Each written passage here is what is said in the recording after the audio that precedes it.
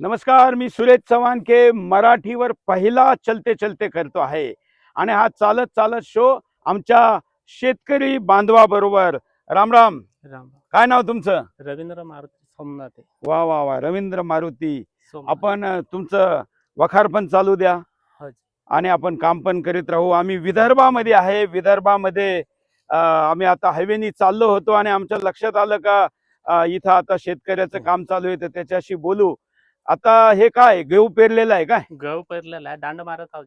अच्छा अच्छा, चालू द्या तुमचं काम, चालू द्या तुमचं काम. आमच्यामुळे थांबलं नाही पाहिजे. फक्त या निमित्ताने तुमच्या काय मागण्या आहे इलेक्शन मध्ये वगैरे वगैरे यावरही बोलू म्हणून आम्ही आता तुमच्या बरोबर आलेलो आहे. तर किती वर्षापासून तुमची शेती आहे का वडिलोपार्जित आहे? वल्लपाटीपासून. चालू द्या तुम्ही, चालू द्या. हा, तुमचं काय वय आहे? आमचं आहे जे 50. अच्छा, काय निवडणुकीकडे तुम्ही कसे पाहता? निवडणुकीकडे काय आता परवडत नाही शेती. हा, त्याच्यामुळे चालू द्या आता चालू द्या, काहीतरी तुम्ही करणं काम आहे. नका थांबू. हा, ज- शेती परवडत नाही. हम्म. नाही, मग आता ती परवडली पाहिजे ना. हे सरकारचं काम आहे, कोणत्याही पार्टीचं सरकार आहे हो. शेतकऱ्याला काही मिळत नाही. नाही, मग आता काय तुमची काय मागणी आहे नेमकी? नेमकी काही नाही भाव नाही आहे.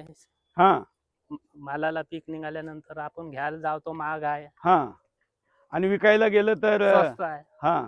असं काय आहे. अच्छा हे. अच्छा, मग आता ह्या कोणतं सरकार तुम्हाला चांगलं वाटलं आतापर्यंत? आतापर्यंत सरकार आम्हाला बरोबर नाही वाटलं सर. अच्छा, पण त्यातली त्यात जरा मोदींनी काही केलं असं वाटतं का? शेतकऱ्याच्या खिशात पैसे येतात नाही ना सर. दर 3 महिन्याला 6 महिन्याला वगैरे. नाही ना, असं तुम्हाला काही येतात का?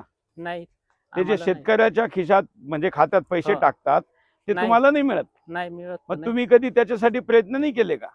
नाही. का? तुम्ही अल्पभूधारक शेतकरी नाही का? हाव ना सर. मग का नाही मिळत? मिळत नाही म्हणजे ते आम्ही आमच्यापर्यंत येत नाही कोणी, आम्ही जात नाही, आम्हाला अहो, तेवढं समजत जसं नाही. जसं मुसलमान लोक आपल्या सुविधा कशा लवकर घेतात, हो, तसे सरकारी योजना, मग आपणही थोडा पुढाकार घेतला पाहिजे ना. तसं खरं म्हणजे तुमच्या आसपासच्या नेत्यांची जबाबदारी आहे की हे तुमच्यापर्यंत पोहोचल असं पाहणं, पोहोचल असं है पाहणं. ना? परंतु त्यांनी नाही केलं. नाही. अजून काय तुम्हाला वाटतं? शेतकऱ्याला भाव भेटला पाहिजे. अजून भाव मिळत नाही, महागाई वाढून गेली बा. मजुरी नाही हा. बरोबर. अच्छा, मजुरी नाही मिळत आम्हाला. थोडं तुम्ही बेखौफ होऊन बोला, घाबरू नका. हा. सुदर्शनवर चाललं हे सगळं. हा. तर काय अजून याशिवाय काय तुमचे मुलं काय नाही, करतात? आता मुलगा एक आहे, मुलगा हा. शेतीच सोबतच राहते. अच्छा, तुमचा मुलगाही शेतीच करतो? हो, शेतीच. त्याचं काय शिक्षण झालेलं आहे? मॅट्रिक पास आहे. अच्छा, मॅट्रिक पास आहे. जी. बर बर, आणि मग पुढे शिकतो का नाही तो? नाही, आता हे शेतीच. किती एकर शेती आहे तुम्हाला? शेती तशी आमच्याकडे वडिलोपार्जित 3 एकर आहे. अच्छा, म्हणजे तुम्ही अल्पभूधारक आहे. जी. अच्छा अच्छा, एक मिनिट जरा मी चालून पाहतो. हा, मी पण शेतकऱ्याचाच मुलगा आहे, एक मात्र चॅनलवाला आहे ज्याचं चॅनल पण आहे आणि शेती पण आहे. चला. जे. हा, हाकला. चला चला चला. ये. काय म्हणायचं, तुम्ही काय म्हणता त्याला? चला म्हणता की काय म्हणता? बाहेर. हा चल. हा हा, चला चला चला. चला. तर हे ह्या पद्धतीने महाराष्ट्रामध्ये आजही शेती केली जातीये. हो. आधुनिकता. अरे आप लोग थोड़ा दूर खड़े रहो, ये कैमरा देखकर नाही डर है. हाँ हकलावं लागते. हाँ हाँ, अकलावं लागतंय. ये. ये. ये.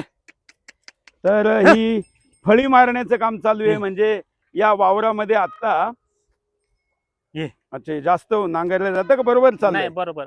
ये. हा हा, ये. ये. तर शेतकऱ्याचे हाल पहा कसे. त्यांच्यापर्यंत सरकारी योजना पोहोचत नाही आणि त्या सरकारी योजना वेळेत न पोहोचल्यामुळं त्यांना सरकारी योजना असूनही फायदा होत नाही.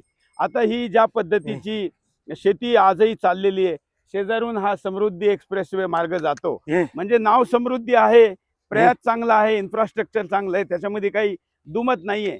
परंतु शेतकऱ्याला या समृद्धीचा मार्ग जसा वाहनांसाठी, जसा दळणवळणासाठी समृद्धीचा बनवलेला आहे, तसा दळणवळणाचा मार्ग हा शेतकऱ्यासाठी बनवला पाहिजे. त्याच्या खात्यात पैसे याच द्रुत गतीने यायला पाहिजे आणि तरच शेतकऱ्यापर्यंत सरकारी योजना पोहोचतील. अन्यथा हा सगळा फक्त देखावा राहील आणि शेतकरी जोपर्यंत समृद्ध होत नाही तोपर्यंत देश आणि राज्य समृद्ध होणार नाही, हेही आपल्याला लक्षात ठेवले पाहिजे. धन्यवाद रवींद्रजी. जी